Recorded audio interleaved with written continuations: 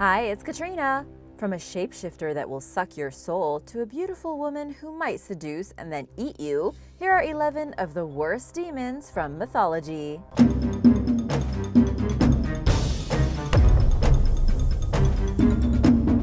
Number 11. Popobawa. The Popobawa, or the batwing, is a local demon that haunts the Tanzanian islands of Zanzibar. Equipped with shape-shifting abilities, it assumes both human and animal forms at will.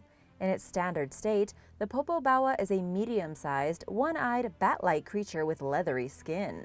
The first thing people notice is its dark shadow as the spirit arrives to attack. The first reported sighting of the Popobawa happened in 1965 on the island of Pemba, with eyewitness accounts increasing noticeably during the 70s. While it is typically seen at night, when it terrorizes people in their homes, the demon also reportedly appears during the day. Some say that it smells like sulfur, just as you might expect from a demon. The Popobawa is not picky about who it attacks and readily victimizes men, women, and children alike, physically assaulting and worse. Don't want to go into too much detail, but I am sure you can use your imagination. Some people who claim that the creature visited them reported hearing a scratching sound on their roof before the Popobawa entered their home. Over the years, a widespread fear of the Popobawa has resulted in numerous instances of mass panic. Victims are urged to warn others to avoid repeat visits from the evil being, and people are known to sometimes stay awake all night, standing guard outside their homes, lighting fires and huddling around them with their family and neighbors in case the Popobawa decides to drop by. Number 10. La Diablesse. Sometimes the most demonic forces are paradoxically the most beautiful and deceptive. This is certainly the case for La Diablesse, a devil woman of Trinidadian folklore and Caribbean mythology in other places, including Martinique and Dominica. She appears beautiful at first glance, with a poised figure donning a long dress and a wide-brimmed hat. Her long skirt conceals her cloven hoof, which would otherwise be a dead giveaway that La Diablesse is anything but human, and her hat hides her hideous face, proving that appearances can be deceiving when it comes to demons. When she walks along the roadside, La Diablesse keeps her normal foot on the road and her hoofed foot in the grass, presumably to stifle the sound of it clomping along. She appears during full moons, waiting by remote mountain roads for a man to pass by and notice her. Hoping to get lucky with the woman, the victim then follows her into the forest, where she disappears. Lost and alone, the scared victim frantically scrambles for a way out of the woods, only to fall into a ravine or a river, or get attacked and eaten by wild dogs. The story of La Diablesse, which bears similarities to tales from numerous other cultures about seductive women harming unsuspecting men, is something thought of as a story that parents use to scare their children out of behaving immorally, or to warn them about beautiful women with dishonorable intentions, and probably just to warn you that you shouldn't be wandering around alone at night. Number 9. Abasi. In the mythology of the Sakha or Yakut people of Yakutia, Siberia, the Abasi are demons who occupy the lower level of the universe, known as the Kingdom of Darkness. According to legend, they are the spirits of long-deceased individuals who lurk in deserted places and near graves, awaiting the next opportunity to cause destruction. These one-eyed, one-armed, and one-legged humanoid creatures of the underworld only appear at night, riding around on two-headed dragons and horses with 8 legs and 2 tails. The Abasi prey on both humans and animals and are known to cause madness and sexual manifestations in those who are about to receive their shamanistic powers. They are servants of Arson Duolai, the ruler of the kingdom of the dead, who devours the souls of the living and gives people diseases. In the Yakut language, the everyday verb that people use to describe hate or dislike translates to si abasi, reflecting the demon's cultural significance in the region. There is only one way to appease the Abasi, through blood sacrifice. Number 8. Phobetor. Phobetor, the god of nightmares, is from a group of black-winged demons of Greek mythology known as the Oneiroi, who personify dreams. These demons are not to be confused with biblical demons. The term was a classification used for entities who are less powerful than the main Greek gods, such as Zeus. Phobetor and his 2 siblings, Morpheus and Phantasos, are the children of Hypnos, the god of sleep, and Nyx, the goddess of night. The trio lived in caves of the underworld, emerging like bats every night and passing through 2 gates of horn and ivory, symbolizing dreams sent from the gods and meaningless dreams. Each sibling had a strength. Phobitor, whose name among the gods was Iceless, played on people's greatest fears, appearing in their dreams as an animal or a monster. The term phobia, which is used for describing extreme fears, derives from the ancient spirit's name. He also manifested into physical beings and interacted with mortals, despite having no true physical form otherwise. Sculptures depict Phobitor as a winged humanoid figure, but the shape-shifting demon changed form regularly, often appearing as typical earthly creatures or terrifying beasts. Number 7. Lamashtu. Lamashtu is a female demon of Mesopotamian mythology. She is a hybrid creature covered in hair and possessing the head of a lioness, the ears and teeth of a donkey, and bird's feet with sharp talons. Her main claims to fame are her penchants for harming pregnant women, menacing mothers during childbirth, and kidnapping breastfeeding children. Sometimes Lamashtu even kills her victims. She also enjoys drinking blood, chewing on flesh, and causing widespread destruction and suffering among human populations, including sickness, hunger, and death. Lamashtu is also blamed for environmental suffering, including the contamination of freshwater sources, such as lakes and rivers, and destroyed foliage. Unlike most other demons of Mesopotamian folklore, the gods do not command Lamashtu to carry out her malevolent deeds. She chooses to commit evil on her own accord, making her especially cruel. To protect babies and birthing mothers against Lamashtu, the Mesopotamians recited an incantation invoking Pazuzu, a god and demon who sometimes came in handy when it came to avoiding evil and disease. Number 6. Balor. In Celtic mythology, Balor, or Balor, is the demonic god of death and the tyrannical leader of the Fomorians, a group of malevolent, deep-water-dwelling supernatural beings. He is also sometimes considered the personification of drought, blight, and the scorching sun. Balor is often described as a one-eyed giant with a massive leg. When he opened his eye, all hell apparently broke loose, and he killed people just by looking at them. The eye was also venomous, with the power of weakening a numerous army of men to the point where a handful of adversaries could overtake them. To avoid constantly tripping over dead bodies, Balor kept his eye closed most of the time. But this did not stop him completely, and he enjoyed terrorizing the Irish population from his fortress on Tory Island. Balor experienced a prophecy telling him that his grandson would kill him. He tried to avoid this fate by locking his daughter Ethniu in a tower to prevent her from becoming pregnant, but a man he stole a cow from found his way to the tower and seduced her.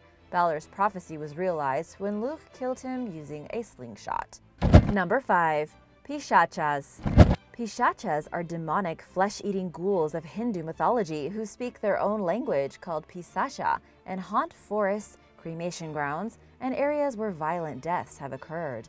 They feed on human energy and sometimes even possess humans and control their victims' thoughts. These terrifying humanoid creatures, whose default look entails bulging veins and protruding red eyes, also have shape-shifting abilities and can assume virtually any physical form at will.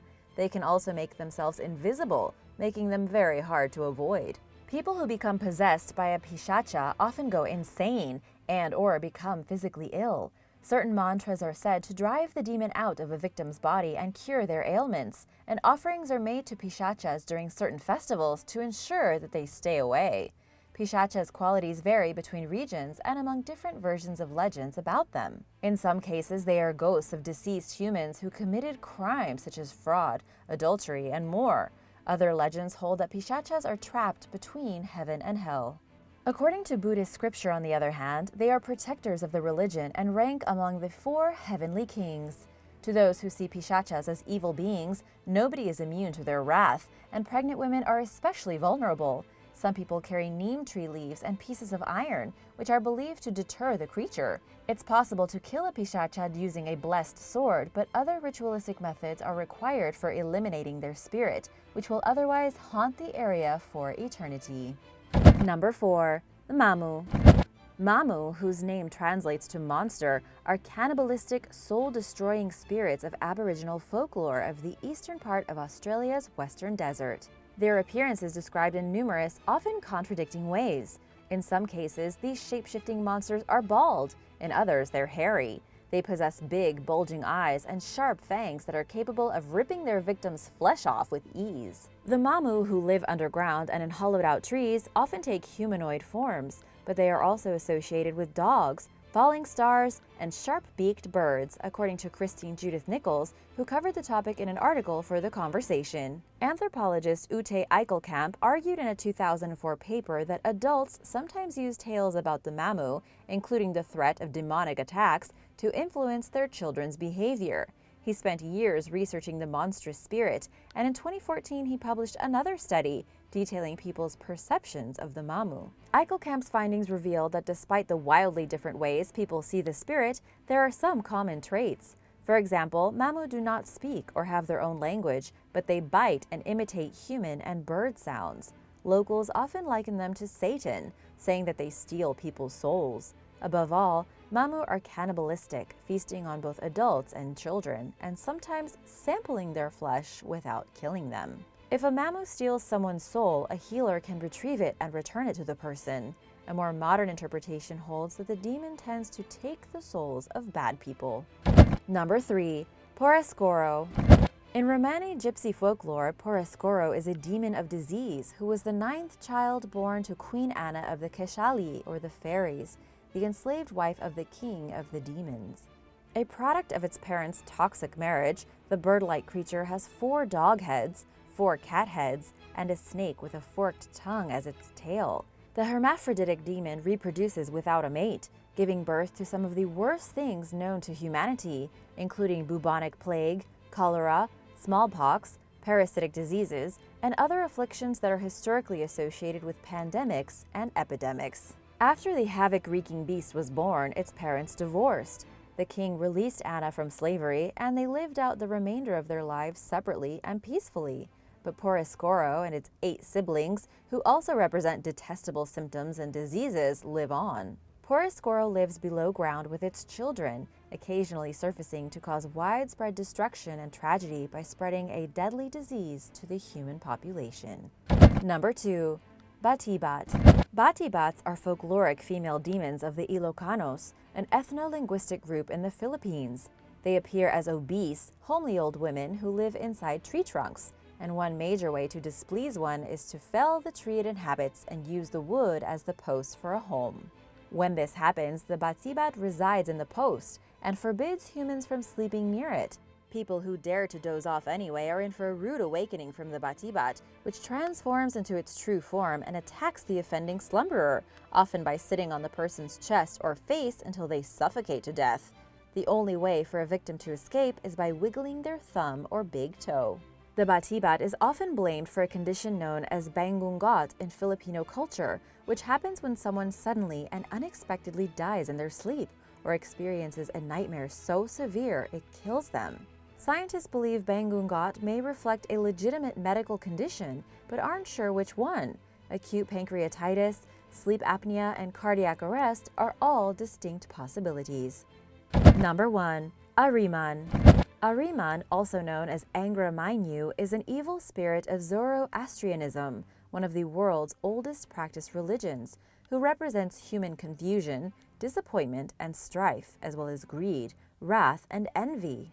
As the opposite of the good spirit, Spenta Mainyu, who also goes by the name Ahura Mazda, he's all about disorder, ugliness, disease, and all the other things humans suffer from. He dwells in a dark, abysmal place that he doesn't seem to mind living in, and is a shapeshifter who can appear in any form he chooses, and is known to present himself as in lizard, snake, and human form.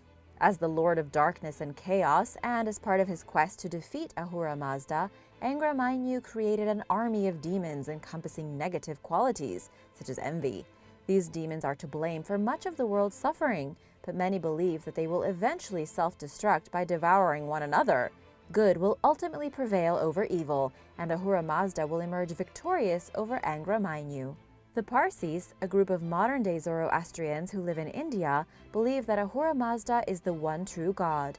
They emphasize his benevolence by diminishing Angra Mainyu's power, chalking the latter spirit up to an allegorical representation of the evils that humans are capable of committing. Belief in Angra Mainyu is thought to predate his first mention in text, as evidenced by his sudden appearance in Zoroastrian texts without an introduction or origin story. Thanks for watching! What do you think of these mythological monsters? Kind of glad they aren't real. Or are they?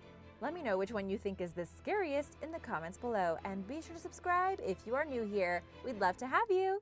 See you next time!